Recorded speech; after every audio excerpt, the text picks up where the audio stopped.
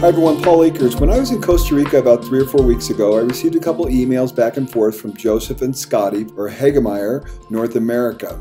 Now, they're starting their lean journey. They've been at it for actually quite a while. Actually, Bruce Ennis, one of the guys that's on our lean roundtable, actually trained them several years ago, and they're really starting to come on strong and making a lot of progress.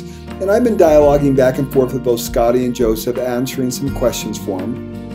And I said, I'm always willing to do a Skype video conference call because that's the lean way to communicate. But I got them actually going on Voxer, which is probably my favorite app of all time because it's just a simple way to communicate with people. It's this app right here called Voxer.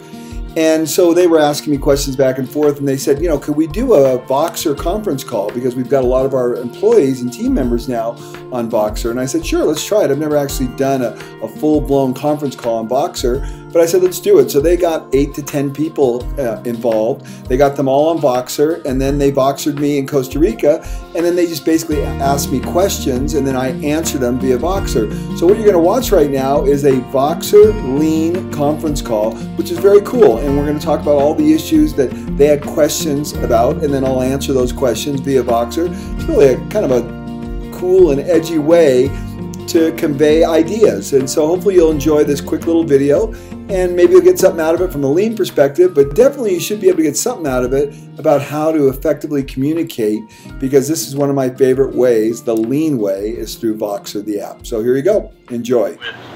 Is there anything that we should not be doing? Like we're really trying to drive employee engagement. What was the biggest stumbling blocks, or what is the things that you learned the hard way that you can tell us so we don't have to repeat the same mistake? Well, this is Jeff, and thank you, John, also for your question. And Jeff, that's easy. I made a couple big mistakes in the beginning, and the first one was I didn't get on the shop floor fast enough. I retained my office that was kind of hidden away from everyone. So getting on the shop floor was a huge transformational moment. That was one. The second transformational moment was when we started giving tours to outside companies of what we were doing, because we had to up our game so much in order to have people tour our facility. And this is a consistent effect by every lean company I work with. The minute they start giving tours, everything goes crazy because you are on stage. Does that help? Yeah. Was there any resistance, I guess, not necessarily from your company, but you said giving tours to other sites. Of course, we're working on a customer site. We can't necessarily do that all the time, but have you found that to be kind of a culture among the lean companies that are willing to help each other out and let people tour their organization, see what they're doing? Oh, emphatically. The reason why lean works fantastic for some companies and it doesn't work fantastic for others is one simple thing: servant leadership. People who really get lean at the high level and experience enormous joy and satisfaction and results are people who are willing to serve other people and help other people without any return at all, just because it's the right thing to do. Awesome. Thank you so much. I'll let somebody else go. I don't want to take my time. Jeff, I did want to add one more thing real quick, and that is the other thing that I see companies completely overstep in terms of missing the boat is two other things. Number one, lean starts in the bathroom. When you create a lean bathroom that is just fantastic, every time you walk into it and you go, oh my gosh, this bathroom's incredible, then you've created a standard that everybody has to see 4 or 5 times a day. And then when anybody has any question as to what lean looks like, you say, does your work area look like the bathroom? Well, no, it's not 3S, it's not organized, there isn't clear processes. So starting in the bathroom has been a critical component. And the other one is making before and after videos. You have to do that. And I mean, it is absolutely 100% across the board that the companies that do well with lean start in the bathroom, have tours, and do before and after videos, period. These people shoot off charts. Okay, let's move ahead to Tyler Nicholson, please. All right, Paul. The main question I had already been answered, but just out of curiosity, what would you say the most important aspect of lean is, from your perspective? That's a great question. Kind of the humility and servant leadership. Whenever you have a humble leader that loves human beings, that really looks at someone and says, I want to realize and I want to help you realize your potential. When you have a leader that thinks that way about other people and doesn't have genius disease and doesn't always think they're the smartest person on the block, but sincerely wants to help every human being move to the next level, that's the magic, that's the secret sauce. That is the leadership that is integral to being successful at Lean. Thank you, Paul. That was a good answer, man. That summed it up for you. I appreciate it. My pleasure, Tyler. Okay, Billy Light. Hey, Paul, this is Billy Light. I'm director of storerooms for the DuPont sites that we have. We have 31 locations, and these guys that are on this call and stuff have done a great job of driving Lean.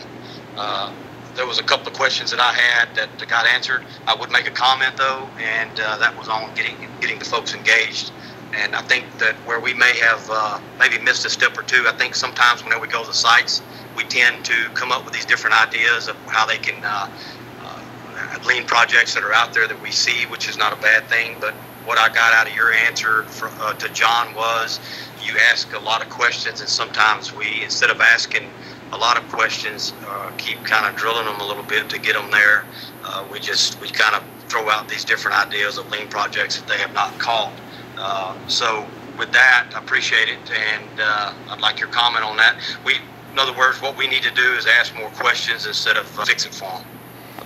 Well, Billy, you're a very observant leader and a very smart leader because you read between the lines, and that is exactly what you need to do. The answer is a question. I think I talk about this in the book. People who ask questions are the people that have all the power. People that give answers are basically turning everyone into drones. Think about it. When someone makes an improvement to their area, they make the improvement. Not you, but they make the improvement. The likelihood that they're going to preserve that improvement is tenfold over if it was your improvement. That's why we want people to develop their creativity and problem-solving skills, because they will preserve what they improve.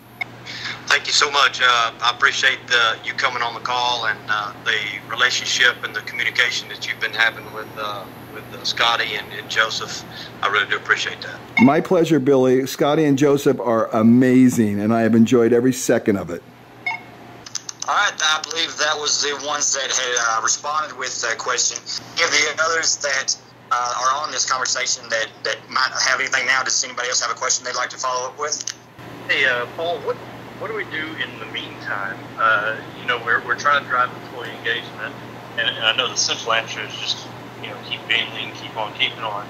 But what do you see as like the step from non-engagement to engagement? Is there some step in between that we should be seeing? Yes, it's one simple word. It's called discipline.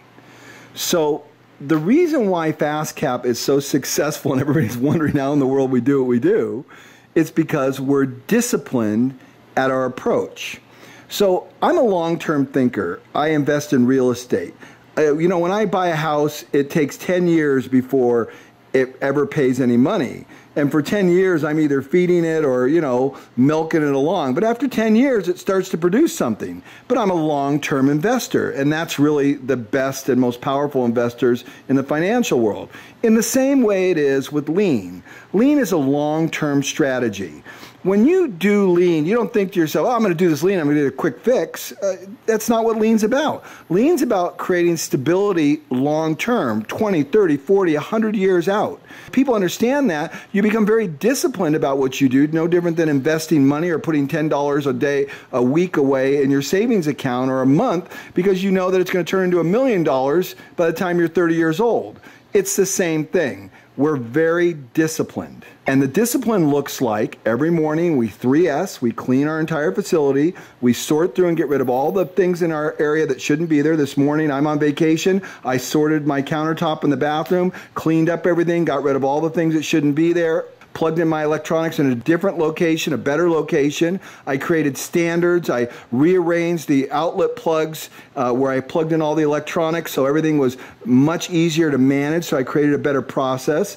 And in the process, I happen to make an improvement. So we 3S, we make an improvement. We have a morning meeting every morning, and then we go to work. So we do lean first. So if you want to build this dynamic culture, if you want that engagement, you have to be disciplined. I appreciate that. It's a lot of times it seems to get really easy to get discouraged looking at the short-term game.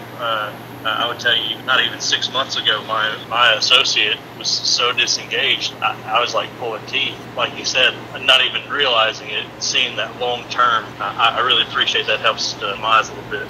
Yeah, here's another cool thing. We did this whole thing. It took us like 7 years to figure it all out.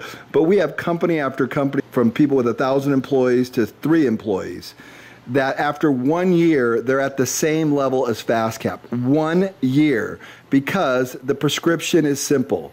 3S, one small improvement. Meet as a team. Go to work. Start in the bathroom. Make before and after videos. These are the things that make the difference. And then after 1 year and you feel like you got your legs underneath you, start giving tours. It's magic. One common theme that I keep hearing you talk about is doing the before and after videos. And I know that you have subscribed to our YouTube channel, and I really appreciate that.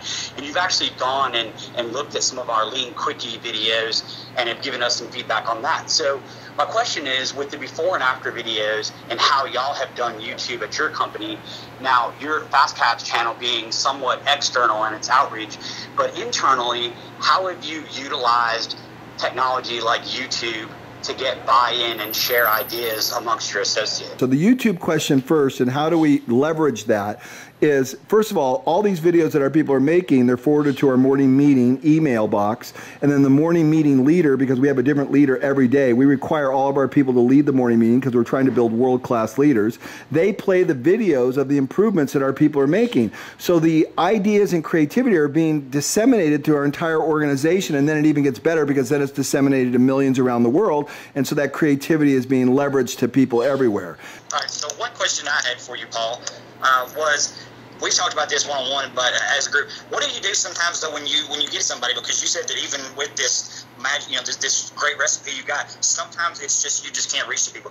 At what point are you able to see or are you able to realize that sometimes maybe this isn't the right person for this company? Where do you draw that line, or where do you see that it's becoming almost, it's not value adding to it? Recently, I trained videos. It took me 45 minutes to an hour to teach them how to use iMovie, the iPhone, and do everything super simply. I bought iPads for everyone. We have iPads all over the facility. So people are now making their own movies on their own, completely editing. They don't know anything about technology, and here they are making movies on iMovie and editing things together. It's so simple, it's unbelievable. So I created a really cool process. I kind of show that online. I actually did a video on how I did that. And that's how we're leveraging it. It's just fantastic. So Joseph, did that answer that question? And then I'll go to Scotty's question. Yes, thank you, Paul. We're kind of in our infancy with the utilization of YouTube, and we've had some buy-in on it. I'm actually doing the email blast thing that you and I talked about. I'm going to be doing that weekly to try to get the ball rolling get it rolling even more. So I really appreciate that. Yes, it did answer my question. Good, and I'm sorry about a minute and 20-second answer. I blew my rule there. So now, Scotty, how do we know? Basically, what you're saying is, how do you know when to get rid of a person? It's really simple. That's the easiest answer of all. The first thing you do is when you have a naysayer, you have someone who doesn't get it, you walk up to them and say, hey, I want to work with you a little bit more on Lean. I want to teach you this. And then, you train them. You literally spend face-to-face time with them, 5 minutes, 10 minutes, an hour, 3 hours, whatever it takes, right? And then you train them. And then you set an expectation. I need you to make one small improvement a day, or for you, I'll say one a week. Not even one a day, just one a week. And then you inspect that expectation. So you set an expectation, you inspect the expectation, and then if they do it, you celebrate it. And if they don't do it, then you take corrective action, i.e. training, so forth and so on. But if they put their feet down and they just think this is a stupid thing we're doing, and you're spending time training them and they don't want to get it, then you bring them in a conference room. This is exactly what I do. And I say, hey, Natalie, hey, Bob, hey, listen, you know, we're a lean culture, and that's the only thing that matters to our company. Nothing else matters. And I just want to make sure you understand that we are lean first, and then we're a product development company. You got that? And they say, yeah, I got that. Okay, so here's the deal. In order to work here, you have to support our culture. Our culture says we're going to 3S. Our culture says we're going to improve. Our culture says we're going to meet as a team, collaborate, work together, and support one another. You're a servant to everybody here, and everybody's a servant to you. Ultimately, we're serving our customer. You got all that? Yeah, okay, got it.